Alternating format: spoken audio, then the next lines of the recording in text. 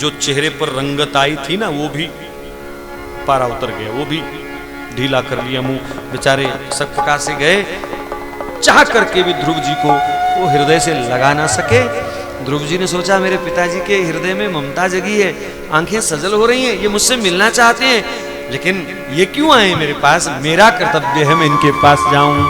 और श्री ध्रुव जी बड़े उत्साह से आगे बढ़े, आगे बढ़े, आगे बढ़े। सौतेली माता तो चिंता में पड़ गई, हाय ये तो वही हो गया जिससे बचने के लिए मैंने सब उपाय करे, ये तो फिर पहली दृष्टि में ही पिता को भाने लगा और ये निकट आने लगा। सौतेली मां ने उठ करके थप्पड़ जड़ दिया, ना वत्स ना वत्स नृते धृष्ण्यं भवान रोडुर्महति ना गृहीतो मया यद्वं कुक्षावपि नृपात्मजा। तुम राजा के बेटे हो, इस पिता के पुत्र हो, लेकिन इस पिता की गोद में तो वही पुत्र बैठेगा जो मेरी कोख से जन्म लेगा, तूने मेरी कोख से जन्म नहीं लिया। और छोटे से बच्चे को कितनी बड़ी डांट, थप्पड़ मार करके कान से पकड़ करके कहती जा जा जंगल में जा, भजन कर, और कहीं परमात्मा प्रकट हो जाएं तो उनसे मांगना कि प्रभु मुझे मृत्यु दे दो और फिर मुझे सुरुचि के घर में पैदा करो, तब मैं आपको इस बाप की गोद में बिठाऊंगी। गाल मलते मलते ध्रुव जी बेचारे नीचे उतरे आए महलों से, मां की ओर चल दिए। मां को नहीं बताया, ऐसा सुना हमने संतों से, मां को नहीं बताया, क्योंकि मां ने ही शिक्षा दी है बेटा, बड़ों की निंदा नहीं करनी, बड़ों की शिकायत नहीं करनी चाहिए। लेकिन एक पुरानी दासी जो बड़ी रानी की सेवा में बड़ी देर रही, वो भागती हुई आई, कहा सुनीति रानी, आज ये अन्याय मैं देख नहीं सकी, हर अन्याय तुझ पर हुआ मैं देखती रह गई, लेकिन तेरा नमक खाया है रानी, ये अन्याय मैं देख नहीं सकी। तेरी सौतेली ने, तेरी सौत ने तेरे पुत्र को मारा। मां ने ध्रुव जी को बुलाया, बेटा ये मैं क्या सुन रही हूं, तुम तो कह रहे थे आशीर्वाद मिला। बोले हाँ, सिर पे नहीं तो गाल पे तो मिला ना, था तो आशीर्वाद ही, उनका स्पर्श तो मिला मुझे हाथ से। अरे बेटा सच बता क्या हुआ। अब बात जब खुल गई तो श्री ध्रुव जी महाराज रोने लगे, माँ का हाथ पकड़ करके जिद करने लगे, माँ मेरा क्या दोष, माँ मेरा क्या दोष, क्या पुत्र पिता की गोद में नहीं बैठ सकता, और फिर मुझे तो आपने भेजा था, ऐसी जगह फिर क्यों भेजा, क्यों जगाया मेरे दिल में पिता शब्द आपने, क्यों, क्या मैं कभी पिता की गोद में नहीं बैठ पाऊंगा। मां के पास कोई जवाब नहीं था। मां ने पुत्र का मस्तक चूमा और हाथ पकड़ करके कहा, बेटा ये बेबस मां तुझे पिता की गोद में तो ना बिठा सकी, लेकिन जा परम पिता की गोद में बैठ, जहां से कोई सौतेली मां तुझे उठा ना सके। तू परम पिता की गोद में बैठ जा करके, उस अनित्य गोद में बैठ, ये गोद तो नश्वर है, उस शाश्वत, उस नित्य, उस शाश्वत परमात्मा की गोद में बैठ जा करके। मां के शब्द ध्रुव के लिए प्रेरणा बन गए और एकदम तैयार हुए, चल दिए जंगल की ओर, चल दिए।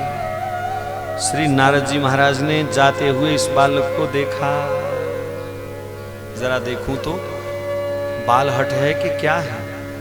हाँ, ध्रुव जी के मन में एक गलानी जरूर थी, क्योंकि तुलसीदास जी ने संकेत किया है, ध्रुव सगलानी जपेऊ हरि नाम, गलानी थी क्या। ठीक है मां, मैं उस परमात्मा से पूछूंगा कि मेरे साथ ऐसा अन्याय क्यों हुआ, मैं क्यों ना बैठ सका पिताजी की गोद में, क्यों मुझे मारा उस भी माता ने, मैंने क्या बिगाड़ा था, ये कैसा इंसाफ है तेरा दुनिया बनाने वाले। पूछूंगा भगवान से ये गलानी लेकर के। लेकिन नाम की महिमा भी है इस कथा में। श्री ध्रुव जी महाराज ने देखा, जरा देखूं तो ये क्या है, बच्चा जंगल की ओर जा रहा है और सामने प्रकट हो गए नारायण नारायण, बोलो संत भगवान की जय। अरे लाला किधर जा रहा है। देखा संत खड़े हैं सामने, मां की बात याद आई। देखो संस्कार कहाँ काम आता है। मां की बात याद आई, बेटा कोई साधु महात्मा मिले तो तुरंत उन्हें प्रणाम करना चाहिए, चरणों में दंडवत करना चाहिए। संत महात्मा भगवान के विशेष कृपा पात्र होते हैं, भगवान का नित्य अवतार होते हैं, आशीर्वाद लेना चाहिए। तो श्री ध्रुव जी महाराज ने तुरंत नारद जी के चरणों में दंडवत प्रणाम किया। अब दंडवत प्रणाम करने से आशीर्वाद तो मिलता है, आशीर्वाद का मतलब सफलता। ध्रुव जी का काम तो बन गया जब वो सदगुरु के चरणों में झुक गए।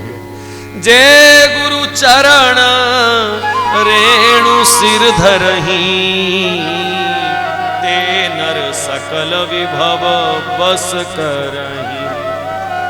ध्रुव जी की तो यात्रा सफल हो गई यहीं पर, बाकी तो सब एक औपचारिकता थी।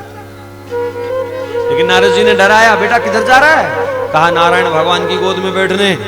अरे यार, इधर नारायण भगवान नहीं है, इधर हाथी है, शेर है, अजगर है, खा जाएंगे तुझे। इतनी छोटी अवस्था में क्यों मरने जा रहे हो? और नारायण भगवान की गोद में बैठ जाने के लिए तो बुढ़ापा होता है, तुम अभी चल दिए। तुम्हारी तो खेलने खाने की उम्र है, ये बचपन तो खेलने खाने की ही होता है ना। जाओ जाओ, खेलो खाओ मस्ती करो। कहा नहीं नहीं, मेरी सौतेली माता ने मुझे थप्पड़ मारा, मैं पूछूंगा ऐसा क्यों हुआ, पूछूंगा, जरूर जाऊंगा। इतना जंगली हिंसक जानवरों का भय दिखाया, लेकिन ध्रुव जी टस से मस ना हुए। जाऊंगा। नारद जी ने पूछा, अच्छा तुझे पता है नारायण भगवान कहां रहते हैं? कोई जवाब नहीं। बोले नहीं। बोले फिर? बोले जोर जोर से पुकारूंगा और मेरी पुकार सुन करके वो आ जाएंगे। कहा अच्छा तुझे पता है किस नाम से पुकारने पे वो आते हैं? ध्रुव जी फिर चुप कर गए।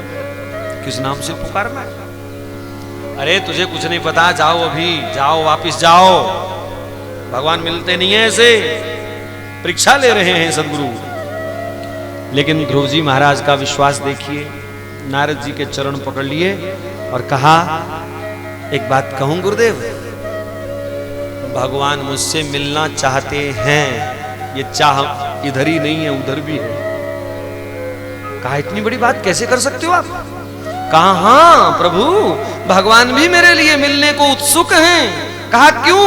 कहा प्रभु, माँ कहा करती थी कि भगवान जिसको मिलना चाहते हैं ना, उसके जीवन में पहले किसी सदगुरु को, संत को उतार देते हैं, और जब सदगुरु मिलता है तो भगवान मिल जाते हैं। यदि राम दया दिखला दे तो, यदि राम दया दिखला दे तो तब संत मिलन हो जाता है, और यदि संत दया दिखला दे तो भगवंत मिलन हो जाता है। आप आए हो इसका मतलब मेरा ठाकुर भी पीछे पीछे आ रहा है। अगर उनकी मिलने की इच्छा ना होती तो आप क्यों आते? महाराज अब तो चरण पकड़े हैं, बताइए किस नाम से, कहां बैठ करके उनको पुकारूं?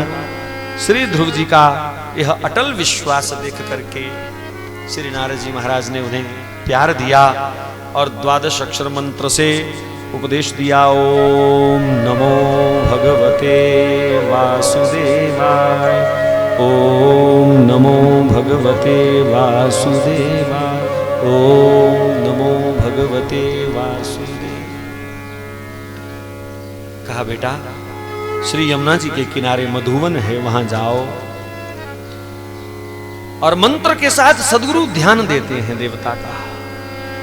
कहा लाला सुनो बेटा, भगवान के सभी अंग बड़े सुडौल हैं, चतुर्भुजा है, शंख चक्र गदा पद्म धारण किए रहते हैं, सुंदर गोल उनके कपोल हैं, मरकत मणि के समान स्निग्ध कांतिमान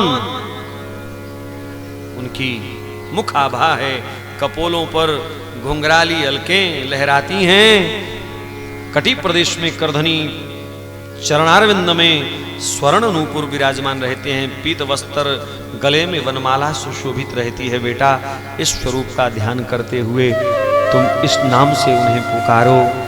गुरु चरणों में प्रणाम करके श्री ध्रुव जी महाराज चल दिए और श्री यमुना जी के किनारे पर उन्होंने तपस्या प्रारंभ कर दी। दर्शन दो घन श्याम नाथ मोरी अखियां प्यासी रे, दर्शन दो घन श्याम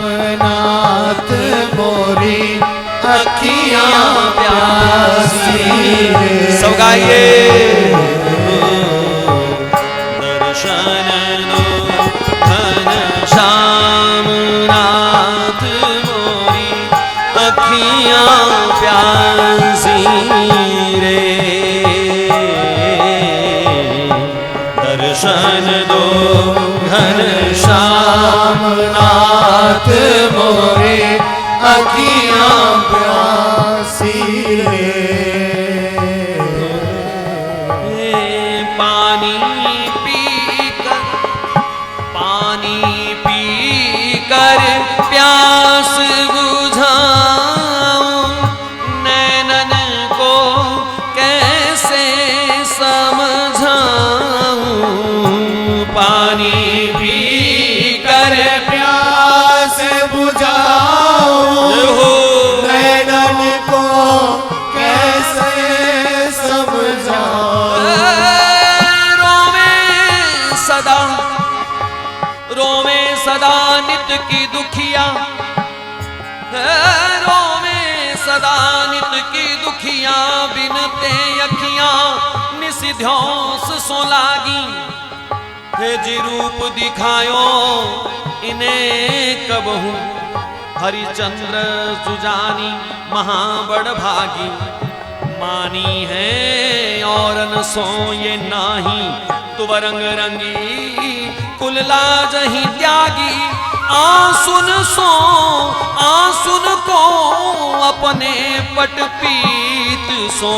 पहुंची करो मोहे बड़ भागी, पहुंची करो मोहे बड़ भागी। पानी पी कर प्यास बुझाऊं, नैनन को